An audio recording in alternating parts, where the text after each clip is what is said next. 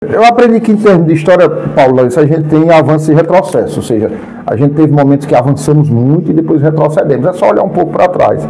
Nós tivemos a era do Iluminismo e depois da era do Iluminismo, ou seja, o Iluminismo nasce como resposta à Idade das Trevas, à Idade Média, onde havia uma repressão muito forte acerca de temas fundamentais, como ciência. Se eu ficava doente, era curado, aí depois diziam que era bruxaria, porque tomou um chá, não tinha como ele ficar. Então depois há um renascimento. Depois do renascimento e da Idade Média, nós vivemos uma era extremamente tenebrosa. Foi a Primeira e a Segunda Guerra Mundial, com a diferença aproximadamente de 20 anos, 20 e poucos anos, de uma era para outra. Então nós tivemos também esse retrocesso. Com o fim da Segunda Guerra Mundial, nasce o Estado Social, ou seja, que era o estado do bem-estar social, com a promessa de que o Estado seria o grande responsável pela transformação e pelo bem-estar de todos que lá convivessem. O Estado Social dialoga necessariamente com o Ocidente, com as chamadas democracias liberais e democracias que são as chamadas neoliberais, ou as democracias que tratam dessa liberdade de mercado. E, no fim das contas, o Estado não conseguindo diminuir um tema fundamental, que é a desigualdade social. Disso nasce uma insatisfação.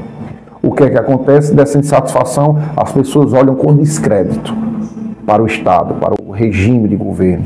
E, no fim das contas, acaba se criando um ambiente conflituoso em relação à sua existência.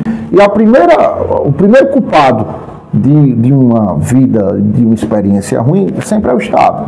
E aí acaba se criando esse ambiente de um enfraquecimento das instituições democráticas, em que pese existir um enfraquecimento, um arrefecimento dessa ideia de democracia, mas ela não é abandonada, ou seja, é uma ideia que ainda permanece viva. Tem até um livro que foi escrito, interessante, de um autor americano que eu esqueci, o nome do livro é O Fim da História.